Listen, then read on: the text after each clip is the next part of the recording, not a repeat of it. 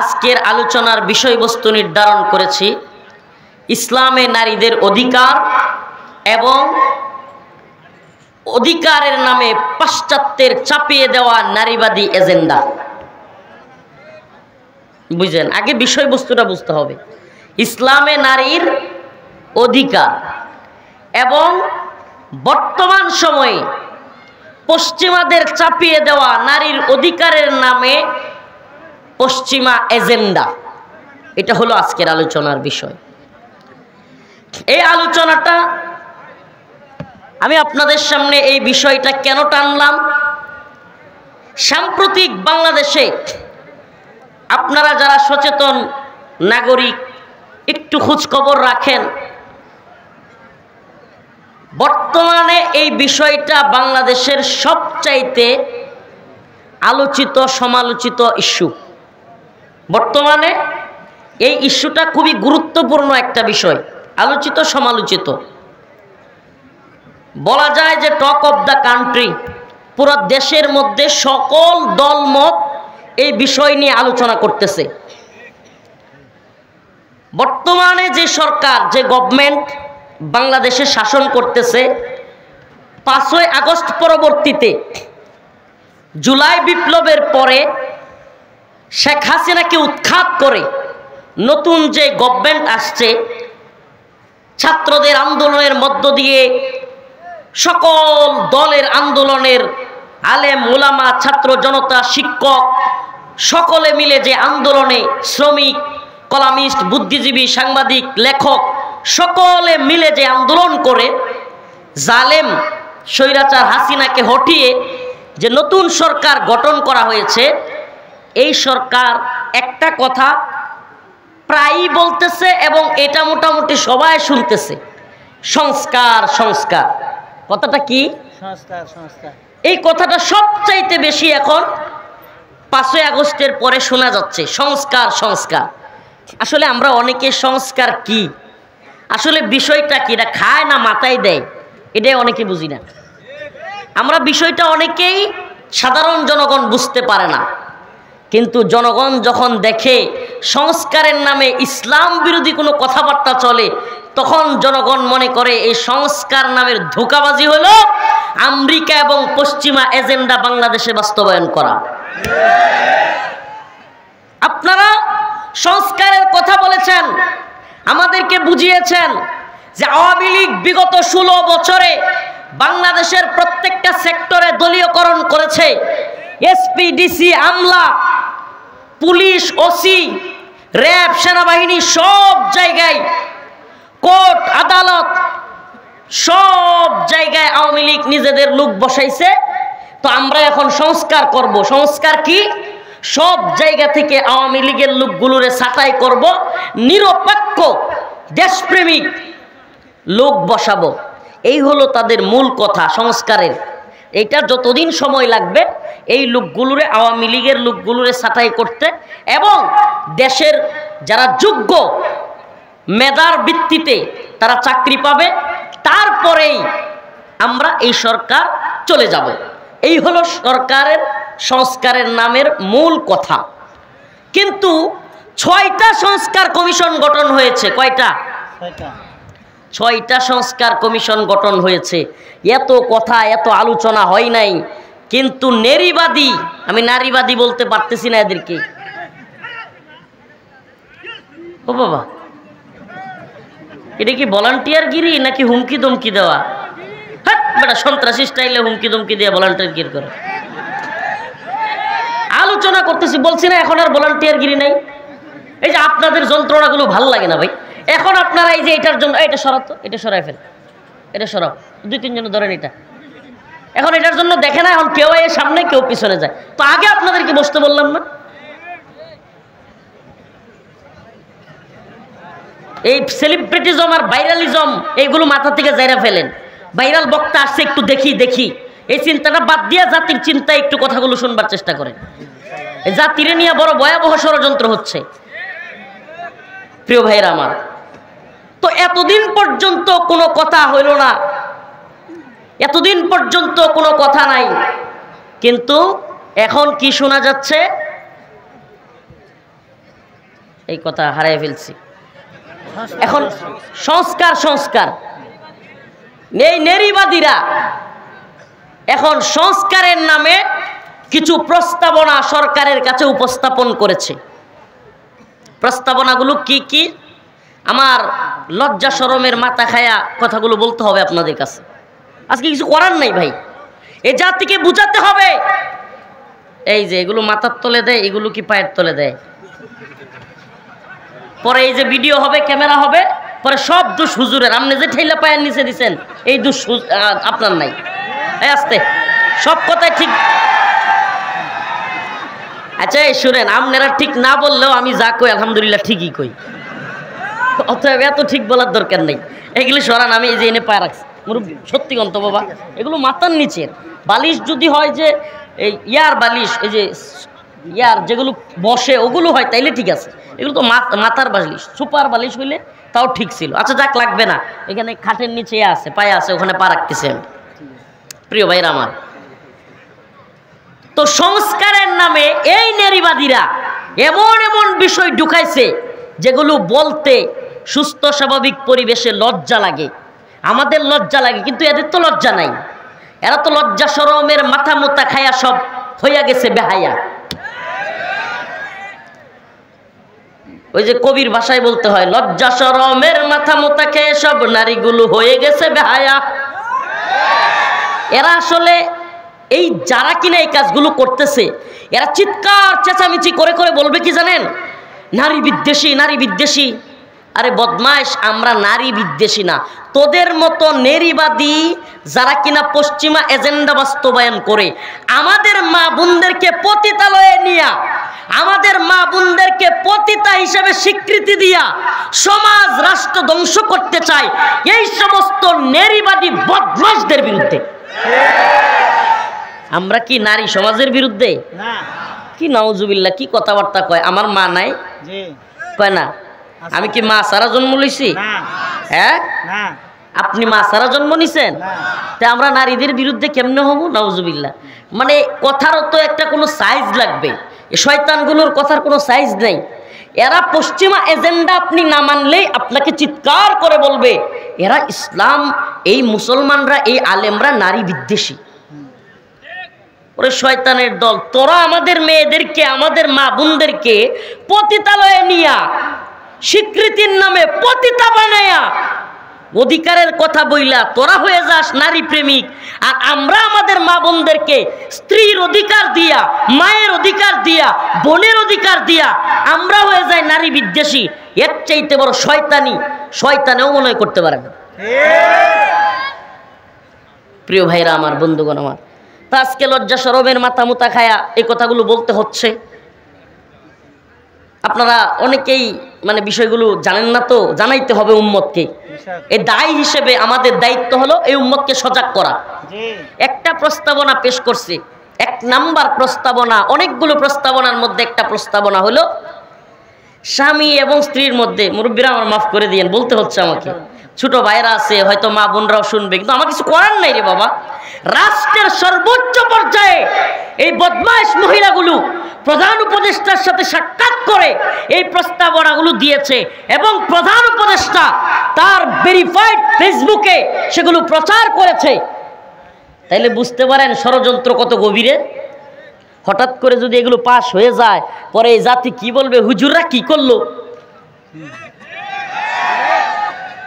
এই জন্য আগে ভাগে ফাঁস করে দিই, জানা দিই, স্বামী এবং স্ত্রী মোহরের মাধ্যমে, ইজাব এবং কবুল বলার মাধ্যমে একজন আরেকজনের যৌন চাহিদা পূরণ করার সার্টিফিকেট উভয়ে পাইছে কি পায় নাই? বলেন, পাইছে কি পায় নাই?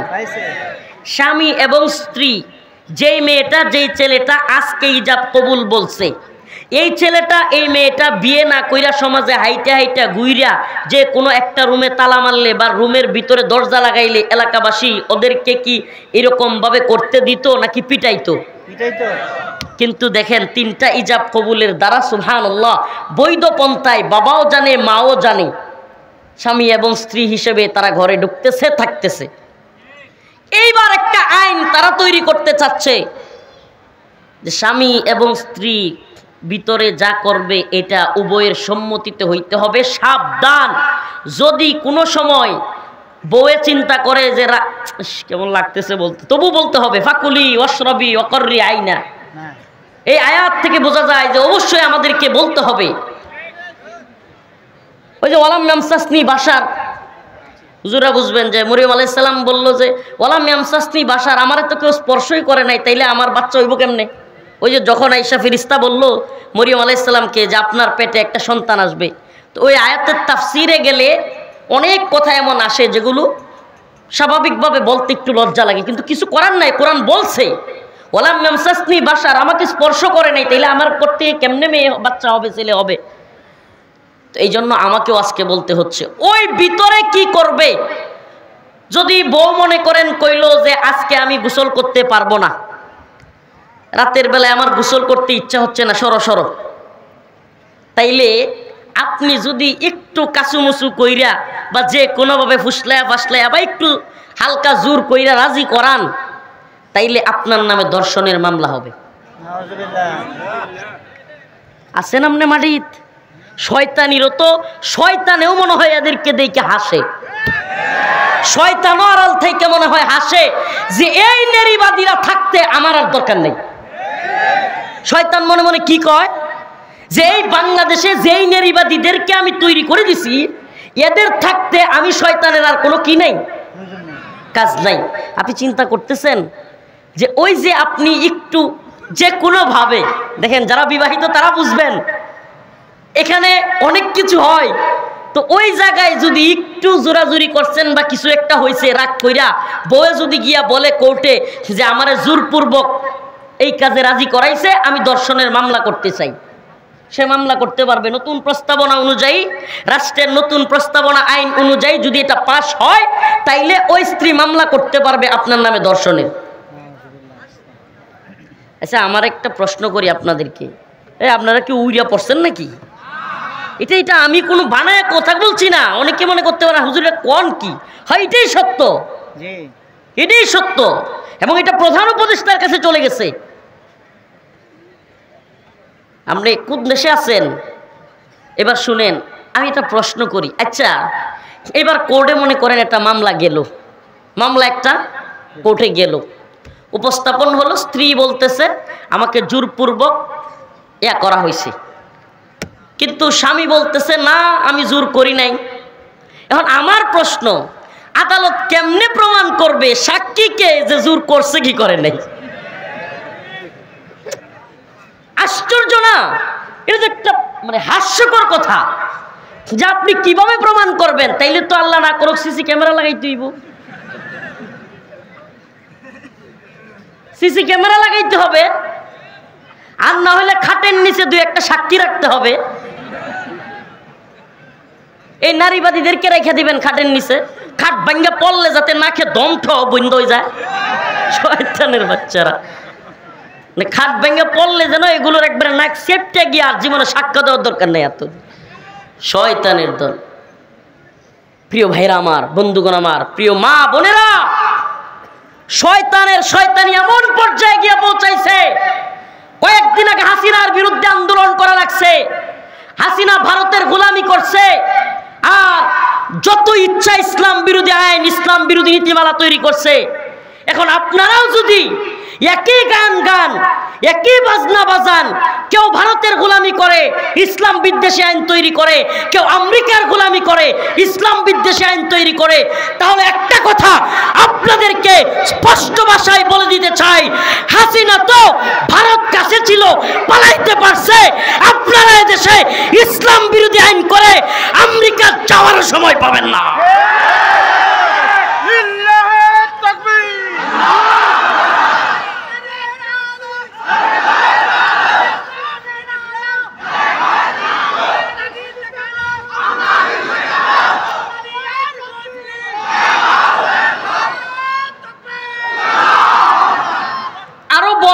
শয়তানি। শুনেন, আগে আমি তাদের কথাগুলোকে উপস্থাপন করছি, যুক্তি দিয়ে খণ্ডন করছি, এরপরে শেষে আমি কোরআন সুন্নাহর দলিল বলবো। এবং কোরআনের আয়াত থেকে প্রমাণ করে দিব যে ইসলাম নারীদেরকে কত বেশি অধিকার দিয়েছে। এবং যেই জামানায় কোনো অধিকার ছিল না, নারীদেরকে জীবন্ত পুঁতে রাখা হইতো, মাইরা ফেলা হইতো, সেই জামানায় আল্লাহর নবী পৃথিবীতে আসলেন, বললেন কুলু লা ইলাহা ইল্লাল্লাহ তুফলিহুন, তোমরা বলো লা ইলাহা ইল্লাল্লাহ, তোমরা সফল হবে। তোমরা তোমাদের কন্যা সন্তানকে জীবন্ত পুঁতে রেখো না। যেই রসুল এত সম্মান দিলেন, যেই রসুল সাল্লাল্লাহু আলাইহি সাল্লাম বললেন আল জান্নাতু তাহতা আকদামিল উম্মাহাত, মায়ের পায়ের নিচে সন্তানের বেহেশত, এটা কি সম্মান দিলেন নাকি দিলেন না? একটা নারী যদি সে শুনে যে আমি 10 মাস 10 দিন যে সন্তানটাকে পেটে ধরেছি, আমার আল্লাহ আমার রসুল বলেছে আমার পায়ের নিচে নাকি আমার সন্তানের বেহেশত, এই নারীর জন্য এর চাইতে বড় সম্মানের আর কি আছে? আর এদের ভাষায় কি নারীর জন্য সম্মান হইল পতিতালয়ের লাইসেন্স পাওয়া। মানে এদের ভাষায় বোঝা যায় না যে নারীর জন্য সম্মান কোনটা? নাউজুবিল্লাহ। পতিতালয়ে কি নারীরা ইচ্ছা করে যায়? আপনি পতিতালয়ে ওই খারাপ জায়গার যতগুলো নিউজ দেখবেন, প্রায় নিউজে দেখবেন মেয়েরা বলতেছে বিভিন্নভাবে নির্যাতিত হয়ে কিংবা ঢাকায় গেছে চাকরির জন্য, কোনো এক চোরা কারবারি, কোনো এক মানব পাচারকারী তারে ধইরা নিয়া ওই পতিতালয়ে তারে দিয়ে দিছে। বেশিরভাগ গল্পগুলো এমন না? আমার যেই মা বোনেরা অনিচ্ছা সত্ত্বে কষ্ট করে ওই জায়গার ভিতরে পড়ে গেছে, আপনি তাদেরকে স্বীকৃতি দিতে চান? আপনি কোনোদিন গিয়ে জিজ্ঞাসা করেছেন ও নারী আপনি যে পতিতা হইছেন, আপনি কি চান আপনার মেয়েটাও পতিতা হোক? জিজ্ঞেস করেছেন গিয়ে? আমি তো মনে করি পৃথিবীর কোনো মা তার মেয়েকে পতিতা বানাতে চাইবে। তো আপনি অধিকার, আপনি লাইসেন্স দিতে চান, আগে তার মতামত জানছেন সে কি পতিতা হিসেবে তার মেয়েকে প্রতিষ্ঠিত করতে চায় কিনা, সমাজের মধ্যে পতিতাদের অবস্থান কি সেটা আপনি জেনেছেন? অথচ এরা অধিকারের কথা বলবে, অধিকারের কথা বলবে।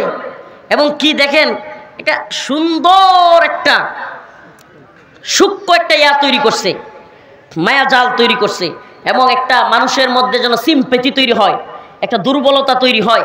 এজন্য একটা কথা তারা প্রমোট করতেছে কি, যে এরা নিরীহ, এরা একটা সুনির্দিষ্ট জায়গায় থাকে, দৌলতদিয়ায় থাকে বা বিভিন্ন জায়গায় এদের জন্য নির্দিষ্ট একটা জায়গা আছে, ওরা ওখানে যেন সম্মানের সাথে থাকতে পারে, এই জন্য তাদের স্বীকৃতি দেওয়া দরকার। এরাও তো মানুষ, এদেরকেও সম্মান দেওয়া আমাদের দায়িত্ব। আমি বলতে চাই সুরেরা কি মানুষ না মানুষ না? তো কয়েকদিন পরে সুরেরা যদি চায় যে আমরাও স্বীকৃতি চাই, ডাকাতরা যদি কয় আমরাও স্বীকৃতি চাই, কথা কয় না? ডাকাতরা যদি বলে আমরাও স্বীকৃতি চাই, এই ডাকাতরাও কি দেশের মানুষ কিনা? এই নৌকায় যে রাস্তাঘাটে এই মাঝে মাঝে ডাকাত ধরে, এরাও মানুষ না? তো এরাও যদি বলে আমরাও রাষ্ট্রের পক্ষ থেকে স্বীকৃতি চাই, বেতন চাই, তাইলে কি ওইটাও রাইট দিবেন? প্রিয় ভাইরা আমার, বন্ধুগণ আমার, দ্বিতীয় প্রস্তাবনা আজকেও আস্তে আস্তে এক নারীবাদীর বক্তব্য শুনতেছিলাম, বলতেছে আমি যেহেতু এই মানবাধিকার নিয়ে কাজ করি, তো আমি বিভিন্ন মহিলাদের সাথে কথা বলতে হয়, আমি সারা দেশে ঘুরে অনেক মেয়েদের সাথে কথা বলেছি, কেউ এ কথাটা মানতে রাজি হয় না যে আমিও বাবার ছেলে, কি বলে আমার বাবার ঘর থেকে আমার ভাই হয়েছে, আমিও হয়েছি, আমিও বাবার সন্তান, আমার ভাইও বাবার সন্তান, তাহলে সে 2 কাঠা জমি পাইলে আমি 1 কাঠা কেন পাবো? এটা কোনো মেয়েরা নাকি মানতে চায় না। শুনছেন কি সূক্ষ্ম কৌশলে আমাদের মা বোনদের অন্তরের মধ্যে ইসলাম বিদ্বেষ ঢুকানো হচ্ছে? আপনি এটা কল্পনাও করতেছেন না। সূক্ষ্ম কৌশলে সে কি বলল, যে আমি কোনো মেয়েকে, যত মেয়েদেরকে জিজ্ঞেস করেছি যে আচ্ছা আপনিও আপনার বাবার সন্তান, আপনার ভাইও আপনার বাবার সন্তান, সে 2 কাঠা জমি পাবে। ইসলামের আইনটা তো জানেন নাকি মোটামুটি? ইসলাম কি বলে, ইউসিকুমুল্লাহ ফি আওলাদিকুম লিযাকারি মিসলু হাযযিল উনসায়াইন, তোমাদের 2 কন্যা সন্তান পাবে 1 ছেলের সমান।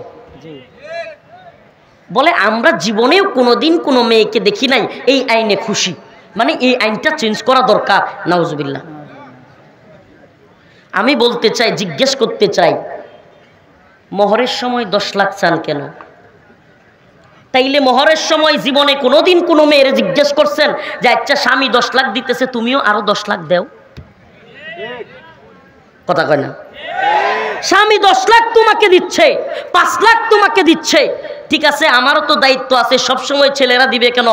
এইবার আইন করা হলো যে ছেলেরা মোহর দেয়া লাগবে না, মেয়েরা 5 লাখ দিয়ে দিয়ে বিয়ে বসবে। এই সময় আবার চিৎকার করবেন যৌতুক যৌতুক। আরে বেটা, যৌতুক তো আল্লাহ পাক হারাম করেছেন, জায়েজ নাই। আমরা তোমাদের কথাগুলোর যুক্তি খণ্ডন করবার জন্য কথাগুলো বলছি, কিন্তু আমরা তো এটা মনে প্রাণে বিশ্বাস করি, আমার আল্লাহ আমাকে সৃষ্টি করেছেন, আমার আল্লাহ আমার মাকে সৃষ্টি করেছেন, আমার আল্লাহ আমার বোনকে সৃষ্টি করেছেন, আমার আল্লাহ সমস্ত নারীদের সমস্ত পুরুষদের সৃষ্টি করেছেন। তিনিই জানেন কাকে কতটুকু অধিকার দিলে তার সম্মান থাকবে। এটা কে জানেন? আমাদের এখানে কোনো বক্তব্য নাই, কোনো কথা নাই। আজকে আইন উপদেষ্টা আসিফ নজরুল সাহেবের কথা শুনতেছিলাম। উনি নারী বিষয়ক সংস্কার কমিশনের সাংবাদিকরা যখন প্রশ্ন করলো এই বিষয়ে, তখন তিনি বললেন সংস্কার কমিশন একটা সুপারিশ করলেই তো সেটা সরকারের বক্তব্য না, এটা যে কেউ যে কোনো সুপারিশ করতে পারে। আমাদের বক্তব্য আছে, কিন্তু এই সংস্কার কমিশন নিয়ে যেইভাবে কথাবার্তা হচ্ছে, যেই ভাষায় করা হচ্ছে, ভিন্ন মতকে দমন করার যেই মানে নোংরামি চলছে, এটা আমরা পছন্দ করি না। মানে দেখেন, অনেকে খুশি হয়েছে যে এটা সরকারের অবস্থান না, অনেকে দেখেন খুশি হয়ে গেছে। সূক্ষ্ম কৌশলে আইন উপদেষ্টা নারীবাদীদের পক্ষ নিছে, এটা আপনি বুঝেন নাই এই বক্তব্যে। কেন? এখানে সে বলেছে যে ভিন্নমত দমন করার যেই হুঙ্কার তর্জন গর্জন, বা এই যে ইসলামপন্থীরা বা হেফাজত যেই ভাষায় কথা বলছে, এটা তার পছন্দ না।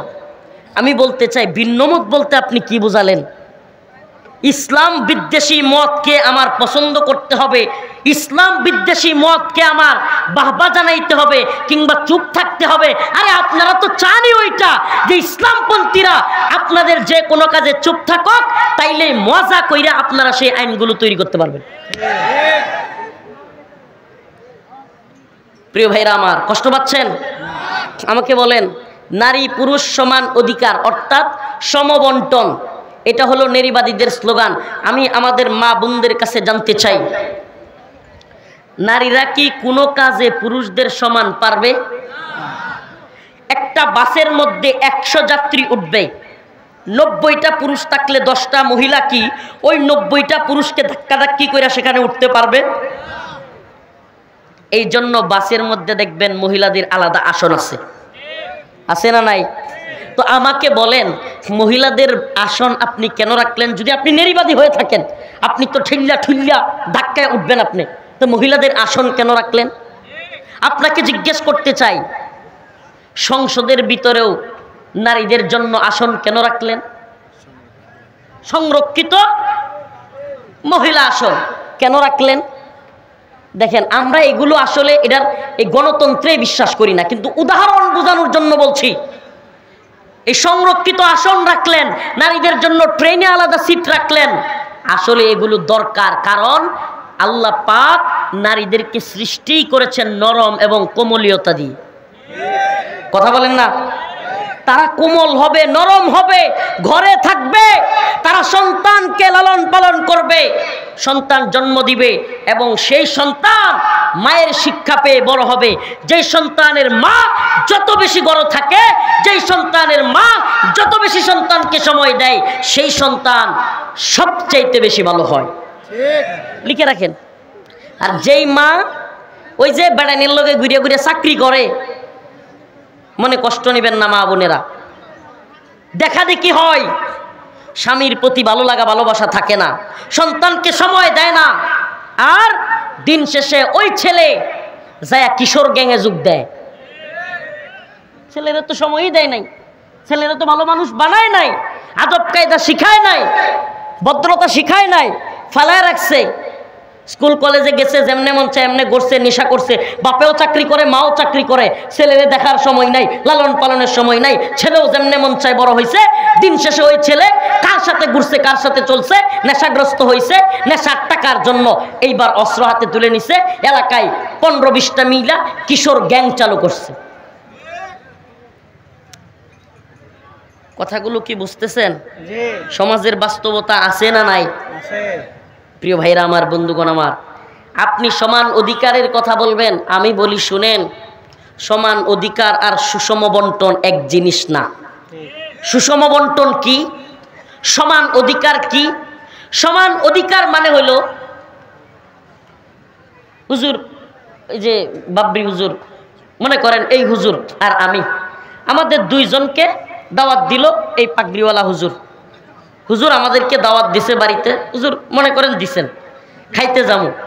হুজুর আর আমি খাইতে যাচ্ছি বোঝানোর জন্য যে সমান অধিকার এবং সুষম বন্টন দুইটা কিরকম, শুভঙ্করের ফাঁকি। যারা সমান অধিকার বলে চিল্লান, যে সমস্ত নেরিবাদীরা এই কথাগুলো আমাদের রাষ্ট্রে, আমাদের মেয়েদের, আমাদের বোনদের কানের মধ্যে ঢুকাইতে চাচ্ছে যে তোমাকে ইসলাম কমিয়ে দিচ্ছে, এই করছে সেই করছে, এই শয়তানগুলো কতটা শয়তানি করতেছে এটা বোঝানোর জন্য উদাহরণটা জরুরি। বুঝার জন্য একটু খেয়াল করবেন।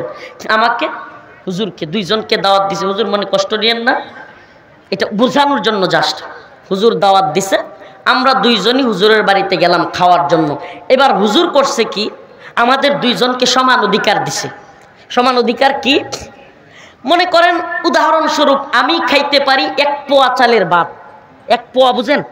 1 কেজি চালের 4 ভাগের 1 ভাগ। এটা কি আপনারা কি বলেন? 1 পোয়া।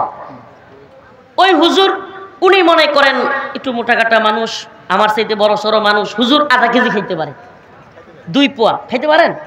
মাশাআল্লাহ। হুজুর 2 পোয়া খাইতে পারে। কয় পোয়া?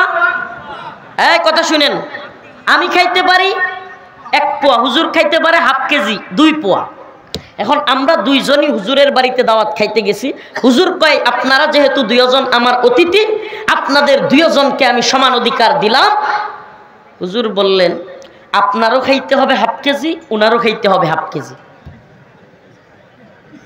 কথাটা একটু ভালোভাবে বুঝবেন। আমি কিন্তু 1 পোয়া খাইতে পারি, এরপরে যদি আমারে খাইতে দেয়া হয়, হুজুর যদি আমারে খাইতে কয়, আমার জন্য এটা শাস্তি হবে কি হবে না? হুজুর তো হাফ কেজি খায়া কয় আলহামদুলিল্লাহ, খুব ভালো খাওয়াইছেন, মাশাআল্লাহ, জাযাকাল্লাহ। কিন্তু আমি তো 1 পোয়া খাওয়ার পরে এই পর্যন্ত বইরে গেছে।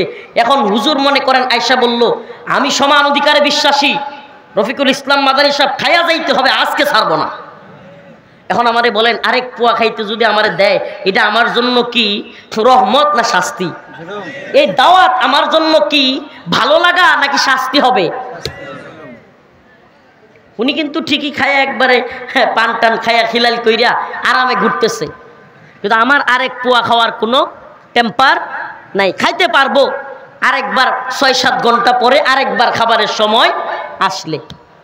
প্রিয় ভাইরা আমার, তেমনি ভাবে একটু উল্টায় দেন, একটু উল্টায় দেন বিষয়টা। তো হুজুর বলল ঠিক আছে আপনারা দুইজনই আমার মেহমান, আমি নিয়ত করছি সমান অধিকার, দুইজনকে দাওয়াত দিয়েছি, আপনিও খাবেন 1 পোয়া, উনিও খাবে 1 পোয়া। এখন আমি কিন্তু 1 পোয়া খায়া আলহামদুলিল্লাহ খুব ভালো হয়েছে, রান্না খুব সুন্দর, জাযাকাল্লাহ। তো উনি কি করবে? পেটের মধ্যে হাত দিবার, কি খাওয়াইলো, পেটটাই বললো না, দাওয়াত দিল আবার এই অল্প খাবার দিলে হয়? বলবে কি বলবে না? কারণ তার তো আরো চাহিদা রয়ে গেছে।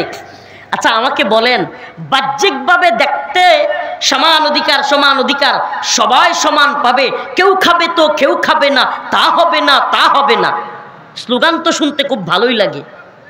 কিন্তু সবাইরে সমান দিলে, সবার সমান দিলে এটা কি সুষম বন্টন হইল কিনা, সুন্দর বন্টন হইল কিনা, এটা তো আপনি বিচার করলেন না। বরঞ্চ দাওয়াত দিয়া আমাকে 1 পোয়া খাওয়ানো, হুজুরকে আধা কেজি খাওয়ানোই ছিল সুন্দর বন্টন। ঠিক কি ঠিক না? কথা বলেন ঠিক কি ঠিক না? আমারে বলেন, স্বামী এবং স্ত্রী বিয়ের পরে আল্লাহ পাক স্ত্রীর ভরণ পোষণের দায়িত্ব, সন্তানের ভরণ পোষণের দায়িত্ব, মা বাবার ভরণ পোষণের দায়িত্ব, সব দায়িত্ব আল্লাহ এবং তার রাসূল স্ত্রীর কাঁধে দিছে না? এই কথা কয় না রে। এই পুরুষ মানুষ কিছু বুঝতেছেন না তো? পশ্চিমা এজেন্ডা বাস্তবায়ন হইতেছে। এদেশে নারীর, আমার মা বোনেরা রাগ করেন না, আল্লাহর হস্তে মা বোনেরা মাফ করে দিয়েন, আমি আপনাদের পক্ষেরই, আমারও মা আছে বোন আছে, কিন্তু আমি বোঝানোর জন্য পুরুষদেরকে কইতেছি। এদেশে নারীর কষ্ট দিলে নারী নির্যাতনের আইন আছে, কিন্তু পুরুষ নির্যাতনের কোনো আইনও নাই। আমরা যে নির্যাতিত নিপীড়িত এটা কেউ বুঝে না। বউরে 2-4টা ধমক দিলে দৌড়ায় বাপের বাড়ি যায়। আমরা যে বউ যদি কেউ কিছু কয়, আমাদের বাপের বাড়ি যাওয়ার জায়গা নেই। এটা কি নির্যাতন না? আরে কন্যা, এটা বৈষম্য না? হেরা তো রাগে 3-4 দিন বাপের বাড়িতে গিয়া থাকতে পারে, আবার মনটা ভালো হইলে আসে। আমরা কই যাবো? ওমা কি হাসতেছেন? অনেক সময় বউয়ের জ্বালায়, বউ শাশুড়ির যুদ্ধে অনেক, আমার এলাকায় ওই কয়েকদিন আগে আমার পাশের বাড়ির এক ভাই বিষ খাইছে আত্মহত্যা করার জন্য, তার মা এবং বউয়ের জ্বালা যন্ত্রণা সহ্য করতে না পাইরা। তো আমরা তো কোনো জায়গায় যাইতে পারি না, পালানোর জায়গা নেই।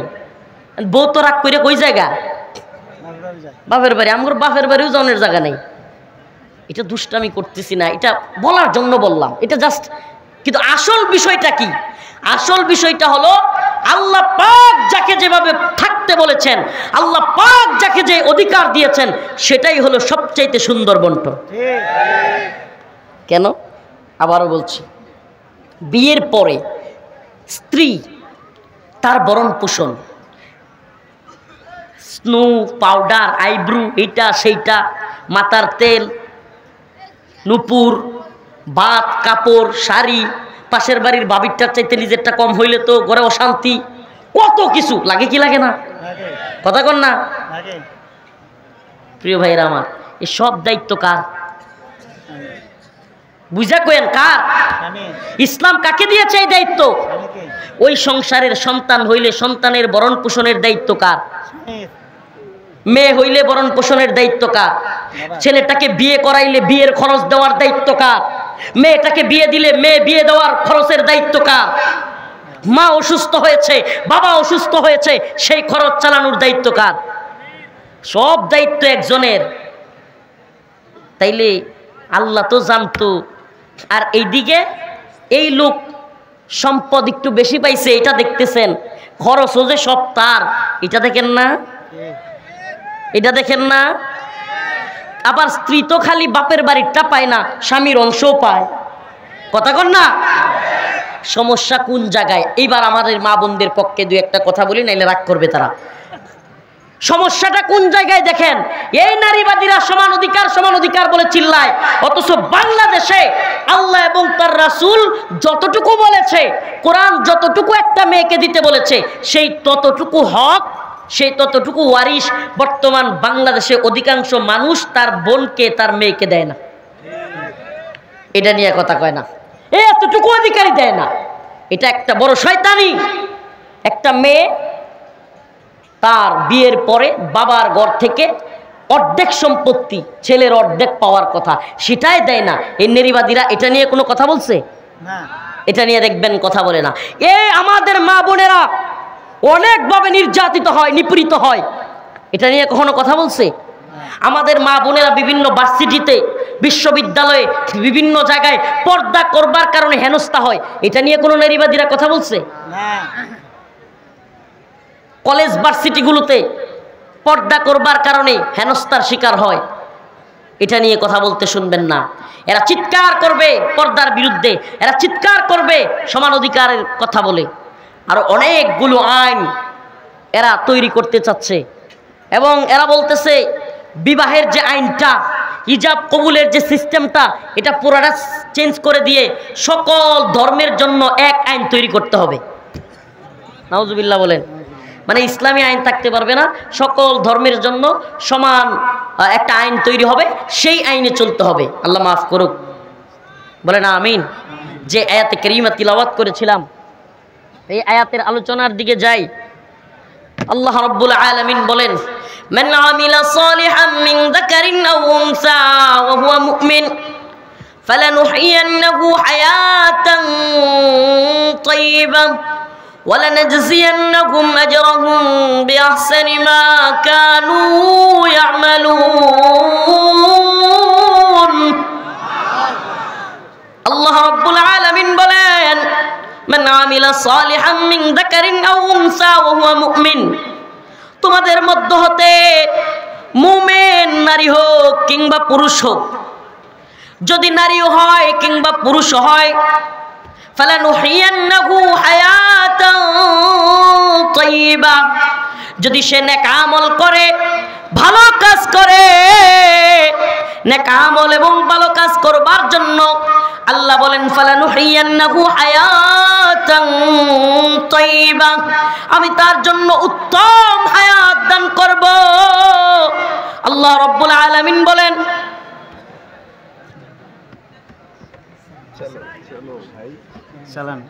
আল্লাহ রাব্বুল আলামিন বলেন মান আমিলা সালিহাম মিন যাকারিন আও উনসা ওয়া হুয়া মুমিন, নারী হোক কিংবা পুরুষ হোক, যদি ঈমান আনে, ঈমানদার হয়, আল্লাহ রাব্বুল আলামিন বলেন অবশ্যই অবশ্যই তাকে আমি নেককার হায়াতে তাইয়্যিবা, সুন্দর জীবন তাকে দান করব। সুবহানাল্লাহ বলে। আল্লাহ পাক কি এখানে নারীকে আলাদা কোনো ভাগ করছে? আল্লাহ কি বলছে যে আমি পুরুষকে শুধুমাত্র ভালো উত্তম জীবন দান করব, নাকি নারীকেও সাথে বলছে? এই কথা বলবেন না, না বুঝতেছেন না? আমি ছেড়ে দিব। হুজুর চলে আসছেন আলহামদুলিল্লাহ, হযরতুল আল্লাম মাওলানা আব্দুল খালেক শরীয়তপুরি হুজুর চলে আসছেন। হুজুর কথা বলবেন, আমি ছেড়ে দিব। জাস্ট আপনাদেরকে শেষ পয়েন্টটা বুঝিয়ে দেওয়ার জন্য, আলোচনাটা লম্বা করতেছি না। হুজুর চলে আসছেন, জাস্ট একটু বোঝার চেষ্টা করেন। আল্লাহ পাক নারী এবং পুরুষকে ভাগ করেন নাই। আল্লাহ বলছে হুন্না লিবাসুল লাকুম ওয়া আনতুম লিবাসুল লাহুন, তোমরা একে অপরে, নারী এবং পুরুষ, স্বামী এবং স্ত্রী, তোমরা একে অপরের লিবাস স্বরূপ, পোশাক স্বরূপ। সুবহানাল্লাহ। আল্লাহ রাসূল বলেছেন আল জান্নাতু তাহতা কদামিল উম্মাহাত, মায়ের পায়ের নিচে সন্তানের বেহেশত। সুবহানাল্লাহ বলবেন না? আল্লাহ পাক এবং আল্লাহর রাসূল নারীদেরকে সম্মান কম দেয় নাই। জীবন্ত পুঁতে রাখা হইতো যেই নারীকে, সেই নারীকে আল্লাহ পাক আল জান্নাতু তাহতা কদামিল উম্মাহাত বলে, মায়ের পায়ের নিচে সন্তানের বেহেশত বললেন। আল্লাহ রাব্বুল আলামিন এবং তার রাসূল আমাদের মা বোনদেরকে সম্মান দিয়েছেন, সম্মানের জিন্দেগির কথা বলেছেন। কিন্তু এই সমস্ত নারীবাদীরা আমাদের মা বোনদেরকে পতিতালয়ে লাইসেন্স দিয়ে সমান অধিকারের কথা বলে, আমাদের মা বোনদেরকে রাস্তায় নামায়া পতিতালয়ে পাঠায়া আমাদের মা বোনদেরকে স্বীকৃতির নামে এক ভয়ঙ্কর ষড়যন্ত্রে লিপ্ত, ভয়ঙ্কর এক ষড়যন্ত্রে লিপ্ত। আমাকে বলেন তো, একটা মেয়েকে পতিতালয়ে নিয়ে স্বীকৃতি দেওয়া, এটা তার জন্য গর্বের নাকি লজ্জার? বলেন, এটা গর্বের নাকি লজ্জার? এটা কি তার জন্য সম্মান বাড়াইলো নাকি আরো কমাইলো? আমাদের মা বোনেরা কি পতিতালয়ের স্বীকৃতি চায়? আমাদের মা বোনেরা যদি পতিতালয়ের স্বীকৃতি না চায়, তারা যদি একটা শব্দ নিয়ে খুব আপত্তি শুরু হয়ে গেছে, গুগলে সার্চ দিয়া দেখলাম যারা কিনা এই যৌন কাজ করে ব্যবসা করে, এদেরকে দুইটা ভাষায় গুগল বলতেছে তাদেরকে ইউজ করা হয়, একটা পতিতা আর একটা হলো বেশ্যা। এই শব্দ নিয়ে এইবার নারীবাদীরা খুব চিৎকার চেঁচামেচি শুরু করছে, হাই হাই আমাদেরকে কি বলে ফেললো।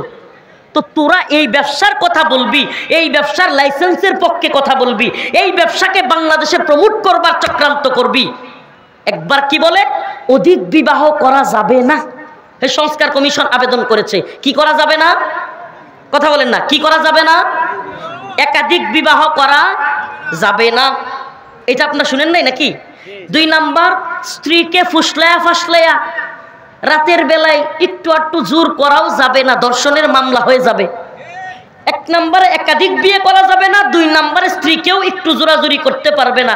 তাইলে যৌন চাহিদা পূরণ করার জন্য ওই স্বামী তখন কি করবে?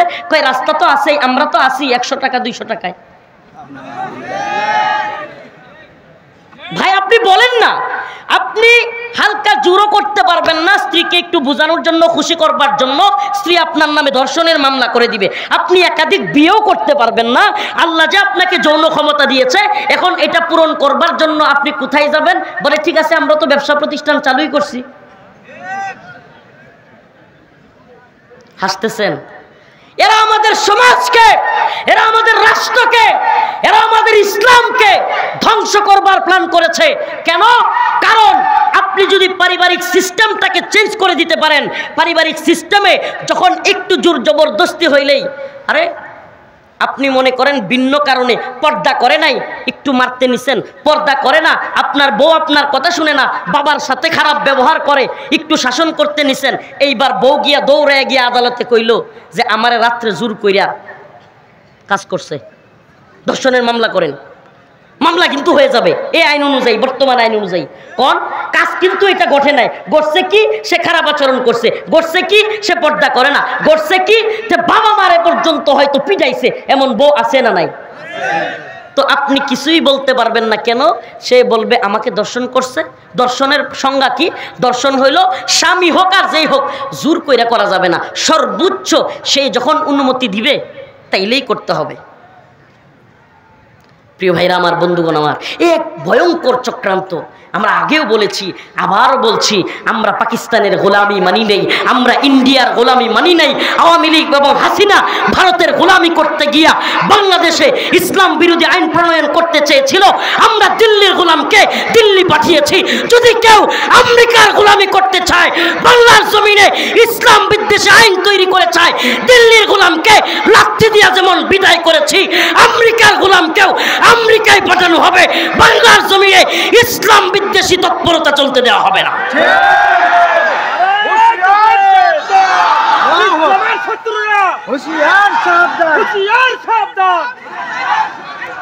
এতক্ষণের আলোচনায় শুনুন, এতক্ষণের আলোচনায় আপনাদের কি মনে হলো? ইসলাম নারীদেরকে অধিকার দিয়েছে না দেয় নাই? নারীবাদীরা কি ইসলামের অধিকারকে ছোট করে ইসলামকে ধ্বংস করতে চায়, নাকি আমাদের মেয়েদেরকে পতিতালয়ে নিয়া পতিতার লাইসেন্স দিয়া সমাজকে ইসলামকে ধ্বংস করতে চায়? এদের প্ল্যান কি আমরা বাস্তবায়িত হইতে দিব? অনেকে অনেক কথা বলেছে, কেউ বলেছে ডিজিটাল বাংলাদেশ, কেউ বলেছে সংস্কার বাংলাদেশ, কেউ বলেছে স্মার্ট বাংলাদেশ, উল্টে গিয়া পইরা গেছে। কিন্তু কোন বাংলাদেশে আমরা দেখা হয়ে গেছে 5ই আগস্টের পরেও ইসলাম বিদ্বেষী যেই শয়তানি চলছে, আরে মুহাম্মদে আরবির উম্মতেরা এখনো জীবিত আছে, আল্লাহর বান্দারা এখনো জীবিত আছে। 5ই মের কথা ভুলে গেছেন আপনারা? 5ই মের কথা ভুলে গেছেন আপনারা? এই যে গতকালকেই তো 5ই মে গেল, আজকে 6ই মে, শাপলার শহীদদেরকে ভুলবেন না। মনে আছে আল্লামা শাহ আহমদ শফি রাহিমাহুল্লাহ, আল্লামা জুনায়েদ বাবুনগরী রাহিমাহুল্লাহ, আল্লামা নূর হোসেন কাসেমী রাহিমাহুল্লাহ, আল্লাহ তাদের কবরকে জান্নাতের বাগান বানায় দিক। কি করেছিল ইমরানের সরকার এবং লাকি বেগম নামের কিছু নর্তকী আর কিছু ইসলাম বিদ্বেষী নাস্তিক মুরতাদ শাহবাগে গিয়া ইসলাম বিদ্বেষী চিৎকার চেঁচামেচি শুরু করেছিল, আল্লাহর বিরুদ্ধে, রাসূলের বিরুদ্ধে কথা বলা শুরু করেছিল। এরা প্রথমে কি বলছিল? মুরব্বীরা তো ভুলা যান নাই, 2013 সালে প্রথমে বলেছিল নতে নিজামি, তুই রাজাকার তুই রাজাকার। ওই যে লাকি একটা ছিল না, নর্তকী খালি লাপাইতো, সতে সাইদি, তুই রাজাকার তুই রাজাকার, নাউজুবিল্লাহ। এদের উদ্দেশ্য কি ছিল? ইসলামকে দেশ থেকে ধ্বংস করে দেওয়া। ইসলামকে ধ্বংস করে দিয়ে শাহবাগে যেই পাইতারা শুরু হয়েছিল, সুবহানাল্লাহ, যখন এদের কেউ কেউ ব্লগার রাজীব আইডির নাম দিয়েছিল থাবা বাবা, 2013 সালে আল্লাহ এবং তার রসুলকে নিয়ে গালাগালি, অভিজিৎ রায়, ফয়সাল আরিফিন দীপন, ওয়াশিকুর রহমান বাবু, একটার পর একটা শাহবাগ থেকে নাস্তিক এবং শাতেম আল্লাহ এবং তার রসুলের বিরুদ্ধে কটূক্তি শুরু করলো। আল্লাহর কিছু বান্দার অন্তরে ঈমানি দাবানল শুরু হয়ে গেল। আল্লামা আহমদ শফি, আল্লামা বাবুনগরী, আল্লামা নূর হোসেন কাসেমী রাহিমাহুল্লাহ এই গোটা বাংলাদেশের উম্মতে মুসলিমাকে ডাক দিলেন, ও উম্মার যুবকেরা, আর বসে থাকা যায় না। শাহবাগে এরা যা শুরু করেছে ইসলাম ধ্বংস করার নীল নকশা, আসো এগুলোকে ধ্বংস করে দিতে হবে। উম্মতে মুসলিমার যুবকেরা লাঠি নিয়া যার যা ছিল বের হয়ে গেছে, শাহবাগ থেকে নারীবাদীদেরকে লাঠি দিয়া চেয়ার টেয়ার ভাঙ্গা দৌড়াইছে। তো আবার যদি প্রয়োজন হয় 2024-এর 25শে আগস্টের পরের এই বাংলাদেশে আবার যদি প্রয়োজন হয়, ইনশাআল্লাহ ইসলাম বিদ্বেষী তৎপরতা চালু হয়, আবারও যদি আমরা ডাক দেই, এই তথাকথিত digital Bangla, smart Bangla, moderate Bangla, এগুলো আমাদের দেখা শেষ। এবার হবে কোরআনের বাংলাদেশ। রাজি আছেন তো ইনশাআল্লাহ? এবার আরেকটা বিপ্লব যদি আসে, সেই বিপ্লব উলামায়ে কেরামের নেতৃত্ব হবে, যেই বিপ্লব হবে কোরআনের জন্য, খিলাফার জন্য, শরিয়ার জন্য। ইনশাআল্লাহ বিজয় আমাদেরই হবে। নাসরুল, আল্লাহু আকবার। নাসরুম মিনাল্লাহ ওয়া ফাতহুন করিব। আমি হুজুরের কাছে মাইক দিয়ে শেষ করছি। এইগুলোর ব্যাপারে সজাগ থাকবেন। হুজুর কথা বলবেন, উঠাউটি করবেন না দয়া করে। আমাকে একটু যাওয়ার জায়গা করে দিবেন, আমার আরেকটা প্রোগ্রামে যেতে হবে। আপনারা উঠাউটি করবেন না। হুজুর সুন্দর কণ্ঠে আপনাদেরকে আলোচনা শোনাবেন। আসসালামু আলাইকুম ওয়া রাহমাতুল্লাহি ওয়া বারাকাতুহু। আলহামদুলিল্লাহ।